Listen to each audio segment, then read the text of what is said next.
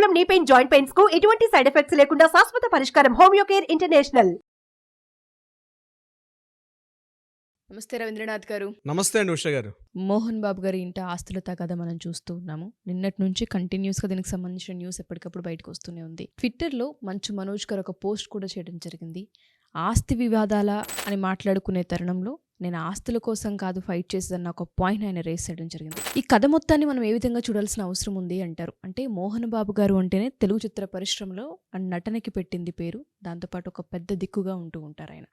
అటువంటి ఆయన ఇంట్లోనే ఇద్దరు కొడుకులు ఆస్తి వివాదాలలో తగాదాలు అవుతున్నాయన్న మాట ఆశ్చర్యానికి గురిచేసిందనే చెప్పుకోవాలి. దీనికి సంబంధించిన పూర్తి వివరణ ఏంటి, అండ్ దాంతోపాటు నిన్న వాళ్ళ ఇంటి ముందు బౌన్సర్లతో సహా ఒకరికొకరు ముక్కుమ్మడిగా దాడి చేసుకునే ప్రయత్నాలు జరిగాయన్న మాట మనం విన్నాము. అండ్ బౌన్సర్లు వాళ్ళ ఇంటి ముందు నిలబడడం కూడా మనం చూస్తూ ఉన్నాము. ఒకసారి దీనికి సంబంధించిన పూర్తి వివరాలు ఏంటి? రాచకొండ పోలీస్ కమిషనర్ శ్రీ సుధీర్ బాబు గారికి ఒక పెద్ద సుదీర్ఘమైన లేఖ రాశారు మంచు మోహన్ బాబు గారు ఉరఫ్ భక్తవత్సల నాయుడు గారు. తన కొడుకైనటువంటి తన చిన్న కొడుకైనటువంటి మంచు మనోజ్, అదేవిధంగా భూమా మౌనికారెడ్డి, వీళ్ళిద్దరి వల్ల నాకు ప్రాణహాని ఉంది. వీళ్ళ నుంచి నా ఆస్తికి, నా ప్రాణానికి, నా అనుచరులకు ఇబ్బంది ఉంది. వాళ్ళ నుంచి నన్ను రక్షించమని చెప్తూ ఒక సుదీర్ఘ లేఖ రాశారు పోలీస్ కమిషనర్ గారికి మన మోహన్ బాబు గారు. అంటే ఇప్పటివరకు వారి ఇంట్లో ఉన్నటువంటి వివాదాలు కేవలం అలా వచ్చి వెళ్ళిపోతున్నట్టుగా కనిపించేటి, కానీ నిన్న ఆయన రాసినటువంటి లేఖ తర్వాత అది పూర్తిగా బహిర్గతమైంది. దీనికి ఇమీడియట్గా మంచు మనోజ్ గారు కూడా ఇమీడియట్గా పహాడీ షరీఫ్ పోలీస్ స్టేషన్లో అక్కడ గురువారెడ్డి గారు ఆయన ఎస్ఐ గారికి ఆయనకు కూడా రిటర్న్ కంప్లైంట్ ఇచ్చారు. అదేవిధంగా ప్రత్యక్షంగా వెళ్ళి మాట్లాడడం కూడా జరిగింది.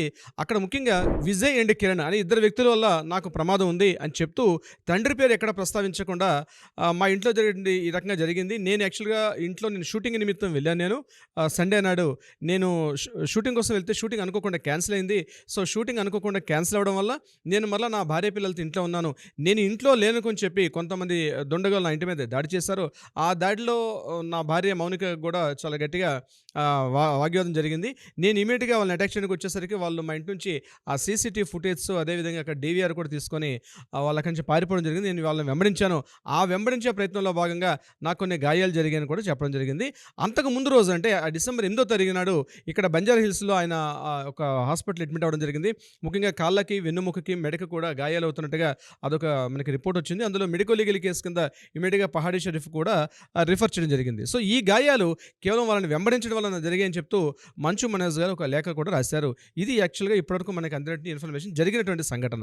అయితే దీనికి సంబంధించి ఇప్పటివరకు మంచు మనోజ్ గారు, అదేవిధంగా మంచు విష్ణుబాబు గారు, అదేవిధంగా లక్ష్మీ ప్రసన్న, మంచు మోహన్ బాబు గారు, ఈ తండ్రి కూతురు కొడుకుల మధ్య ఏదో ఒక ఆస్తి తగాదాలు ఉన్నట్టుగా చాలా మీడియా కథనాలు వస్తున్నప్పటికీ కూడా కొన్ని సందర్భాల్లో ఖండించడం కూడా జరిగింది. అయితే డైరెక్ట్గా మోహన్ బాబు గారు వచ్చి నా కొడుకు వల్ల నాకు హాని ఉందని చెప్తే ఎప్పుడైతే రాశారో ఇది కాస్త తీవ్రతరమైంది. అందరి విషయాల్లో కూడా చర్చనీయాంశం అయితే ఏం జరిగింది. అయితే ఇది యాక్చువల్ జరిగిన సంఘటన. అసలు సంఘటన జరిగింది కాబట్టి అసలు ఏం జరిగి ఉండొచ్చు అనే విషయంలోకి మనం వెళ్ళగలిగితే ఉష గారు, ప్రధానంగా కుంతిపుత్రుడు సినిమాలో మోహన్ బాబు గారి స్వీయ నిర్మాణంలో జరిగేటువంటి ఒక సినిమా కుంతిపుత్రుడు, అందులో ఒక పాట కూడా ఉంటుంది, లేలే బాబా నిద్రలే అనే ఒక పాటలో. అది యాదృచ్ఛికమా కాకతాళీయకమా తెలియదు, కానీ పెద్ద కొడుకు ఎప్పుడూ ముద్దేలే అన్నట్టుగా ఒక చరణం ఉంది. అప్పట్లో ఈ విషయం మీద కూడా కొంత డిస్కషన్ కూడా జరిగింది. లైట్గా తీసుకుని అప్పట్లో ఇంత మీడియా ప్రచారం లేకపోవడం వల్ల, అంటే ఆ పాటకి ఈ సెంటెన్స్కి సందర్భం లేనప్పటికి కూడా పెద్ద కొడుకు అంటే ముద్దేలే ఏ తండ్రికి అన్నటువంటి సెంటెన్స్ బహుశా ఆ సెంటెన్స్ ఇక్కడ ఉపయోగపడుతుందేమో అన్న విషయాన్ని మంచు మనోజ్ గారు నిన్న ఎక్స్ ట్విట్టర్లో వేదికగా ఒక 10 పాయింట్స్ ఉన్నటువంటి ఒక లేఖను రాయడం జరిగింది.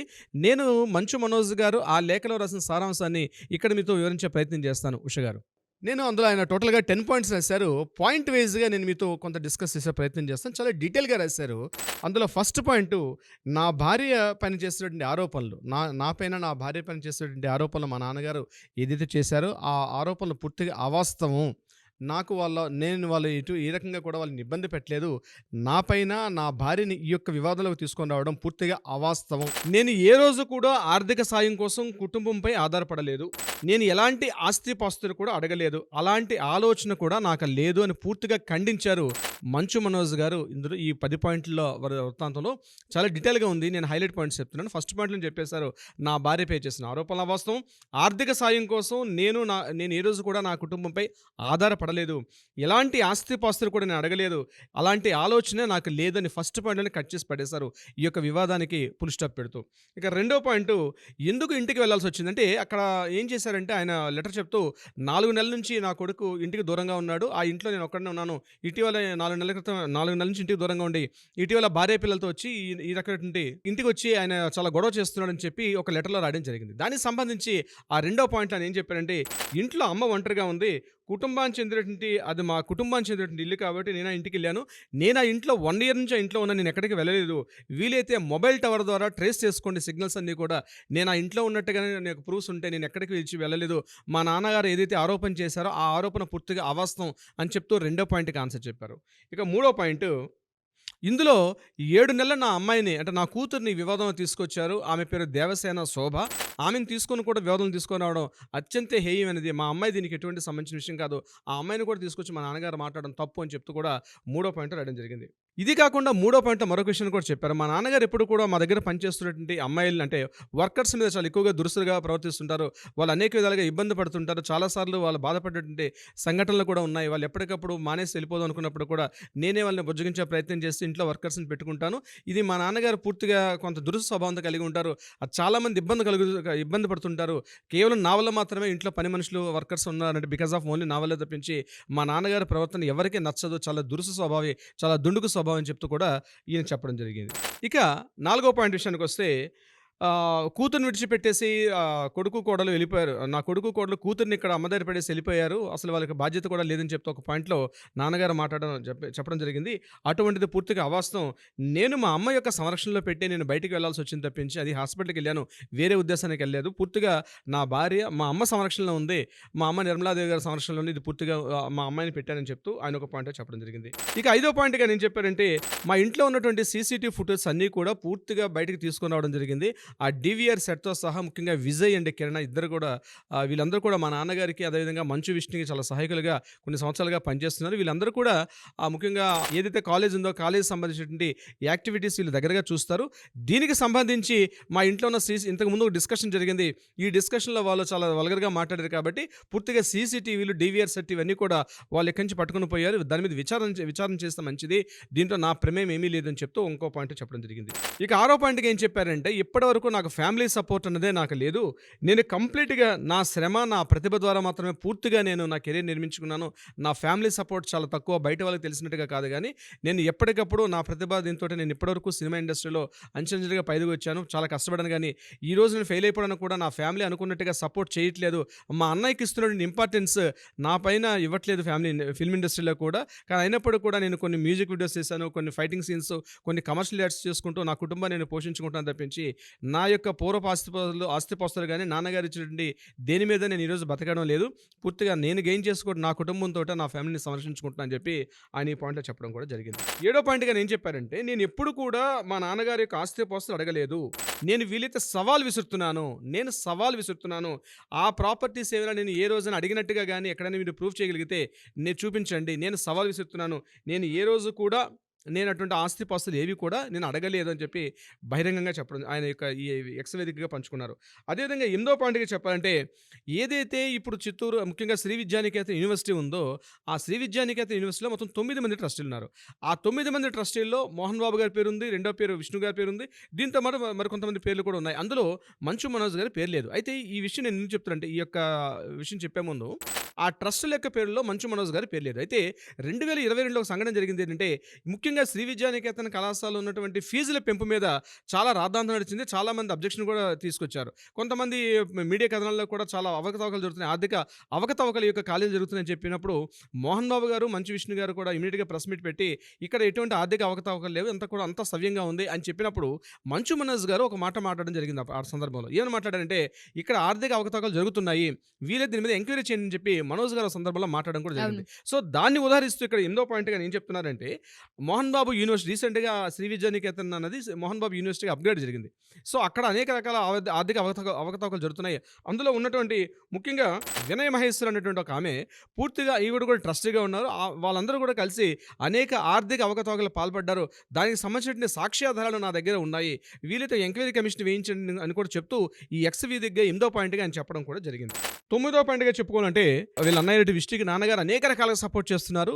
చాలా సందర్భాల్లో సపోర్ట్ చేస్తున్నారు. అంటే ఇది అదని చెప్పలేను గానీ, అనేక రకాలుగా, అనేక సంవత్సరాలుగా ప్రతి సందర్భంలో కూడా నాన్నగారు అన్నయ్యకి ఎంతో సపోర్ట్ చేస్తున్నారు.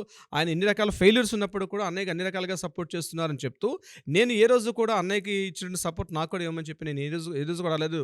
ఇది మొత్తం అందరికీ కూడా తెలిసి ఈ విషయంలో అన్నయ్యకి ఎంత సపోర్ట్ చేస్తున్నారని చెప్తూ, ఇప్పుడు రీసెంట్‌గా దుబాయ్ వెళ్లారు. ఎందుకు దుబాయ్ వెళ్లారో కూడా విషయం తెలుసు. నేనది చెప్పాల్సిన అవసరం లేదు. మా నాన్నకి ఈ విషయం తెలుసు. ఆయన చెప్తేనే బావుంటుంది అని చెప్తూ 9వ పాయింట్‌లో ఆయన చెప్పడం జరిగింది. ఇక 10వ పాయింట్ ఏంటంటే, చిట్ట చివరి పాయింట్ 10 పాయింట్స్‌లో లాస్ట్ పాయింట్, ముఖ్యంగా లాస్ట్ ఇయర్ సెప్టెంబర్‌లో మా ఫ్యామిలీలో జరుగుతున్న ఇటువంటి ఈ ఇష్యూస్ ఏవైతే ఉన్నాయో, ఈ డిస్టర్బెన్స్ దీనికి సంబంధించి నాన్నగారిని నేను వేడుకున్నాను. అందరం కూర్చొని మాట్లాడుకుందాం. కూర్చొని మాట్లాడుకుంటే సబ్జెక్ట్ సాల్వ్ అయిపోతుంది. ఈ రకాల కన్‌ఫ్యూజన్స్ ఉండవు. ఎందుకంటే అందరం ఫ్యామిలీస్ పిల్లలు అందరం అంటే ఒకప్పుడు ఉండేది ఏంటంటే మోహన్ బాబు గారు, మంచు విష్ణు అండ్ మనోజ్ గారు అండ్ లక్ష్మీ ప్రసన్న ఇదే ఫ్యామిలీ. కానీ ఈరోజు పెళ్ళిళ్ళయ్యి అందరికి కూడా పెళ్ళిళ్ళైపోయి అందరికి పిల్లలు వచ్చేసిన తర్వాత కుటుంబం యొక్క సైజు పెరిగింది. పరిధి యొక్క పెరిగింది కాబట్టి వాళ్ళకి వీళ్ళ మీద హక్కులు ఉంటాయి. మాట్లాడుకునేటువంటి బాధ్యత పిల్లలకి లేకపోయినా అనుబంధాలు, ఆప్యాయతలు ఉన్నప్పుడు కూడా వచ్చినటువంటి కొత్తగా జీవితంలోకి ప్రవేశించిన వ్యక్తులకి వాళ్ళకు కొన్ని అనుమానాలు ఉంటాయి. వాటిని తీర్చాల్సిన బాధ్యత పెద్ద మనిషిగా, కుటుంబ పెద్దగా ఉన్నటువంటి మోహన్ బాబు గారి యొక్క విషయం కూడా ఉంటుంది. ఆయన ఒక సందర్భంలో ఒక ఇంటర్వ్యూలో మాట్లాడుతూ చెప్పారంటే, నా ప్రాపర్టీస్ అన్నీ కూడా ఈక్వల్‌గా నేను పనిచేశాను అని 5-6 ఇయర్స్ బ్యాక్ నా టోటల్‌గా వీలునామా రాసేసాను. వీలునామాలో ఎవరి ప్రాపర్టీస్ వాళ్ళకి రాసేసాను తప్పించి నా ఎటువంటి డిస్టర్బెన్స్ లేదు. నా కొడుకైనా కూతురైనా ఒకటే. కానీ కూతురు అంటే నాకు చాలా ఎక్కువ ఇష్టం. కూతురుకి నేను ఎక్కువగా ఇవ్వడం జరిగిందని చెప్తూ ఒక సందర్భంలో ఒక ఇంటర్వ్యూలో కూడా మనం వినడం జరిగింది ఒక ఇంటర్వ్యూలో. సో బహుశా అటువంటిది ఏదైనా విషయం జరిగి ఉండొచ్చు. ఏదైనప్పటికీ కూడా ఒక క్రమశిక్షణ, ఒక డిసిప్లిన్, ఒక ఇండిపెండెన్స్ అనే విషయంలో మోహన్ బాబు గారికి పెట్టింది పేరు. ఆయన మాట దుడుకుంటుంది కానీ మనిషి ఇప్పటికి కూడా క్రమశిక్షణ అంటే ఎన్టీ రామారావు గారి తర్వాత మరలా మా అన్నగారని చెప్తూ మోహన్ బాబు గారికి అంత క్రమశిక్షణగా ఇండస్ట్రీలో ఒక పేరుంది.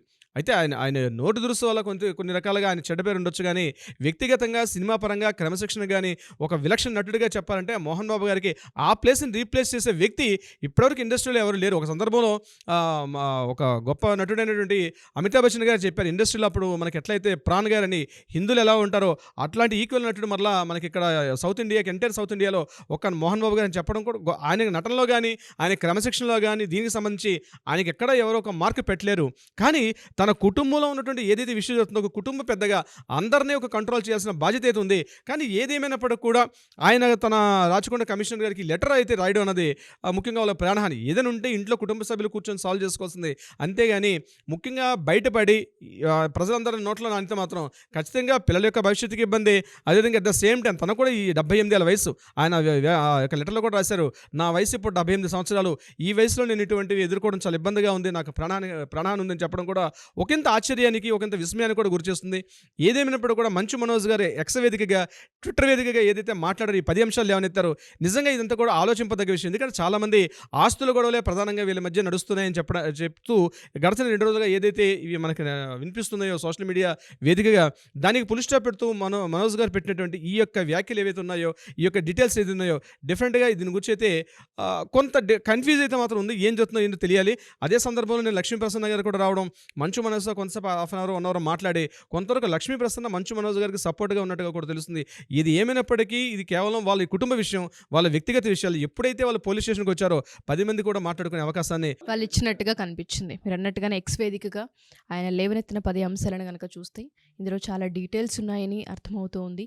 ఆస్తి వివాదాలు కాకుండా ఇది కొంచెం ఎడ్యుకేషనల్ ఇన్స్టిట్యూట్కి సంబంధించి ఏదో అవకతవకలు జరుగుతున్న ప్రాసెస్లో లేవనెత్తిన ఒక విషయంగా మనం చూడాలేమో అని అనిపిస్తుంది. దీనికి సంబంధించిన పూర్తి వివరాలు ఏంటి అండ్ ఇన్వెస్టిగేషన్ ఏ విధంగా కొనసాగే అవకాశం ఉంటుంది, అసలు ఎఫ్ఐఆర్ ఫైల్ చేసే అవకాశం ఉంటుందా లేదా? ఆల్రెడీ ఒక విషయం ఉష గారు, కంప్లైంట్ మీద 3 ఎఫ్ఐఆర్లు నమోదాయి. అందులో సెక్షన్ 321, సెక్షన్ 351, BNS 115 ఈ 3 సెక్షన్స్ మీద వేశారు.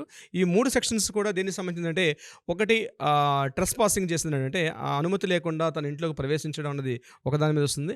అదేవిధంగా వాళ్ళ ఆస్తులను ధ్వంసం చేయడం, థెఫ్టింగ్ చేయడం అంటే ఈ 3 సెక్షన్స్ మీద 329, 351 అండ్ BNS 115 ఈ 3 సెక్షన్స్ మీద ఎంక్వైరీ చేయడం జరిగింది. దీని మీద ఇమీడియట్గా రాచకొండ కమిషనర్ కూడా ఆ లెటర్ ఇమీడియట్గా సంబంధిత పహాడీ షరీఫ్ పోలీస్ స్టేషన్ కూడా పంపించడం జరిగింది. ఈరోజు వాళ్ళ ఇంటికి వెళ్ళి అందరినీ కూడా ప్రతి వ్యక్తిని కూడా పిలిచి మాట్లాడే అవకాశం అయితే ఉన్నట్టుగా పోలీస్ వర్గాల ద్వారా మనకు అందినటువంటి ఇన్ఫర్మేషన్. ఏ విషయాలు బయటకు వస్తాయి, దీనికి సంబంధించిన పూర్తి వివరణ ఏంటో తెలుసుకుందాం. Thank you sir, thank you so much. Thank you so much గారు.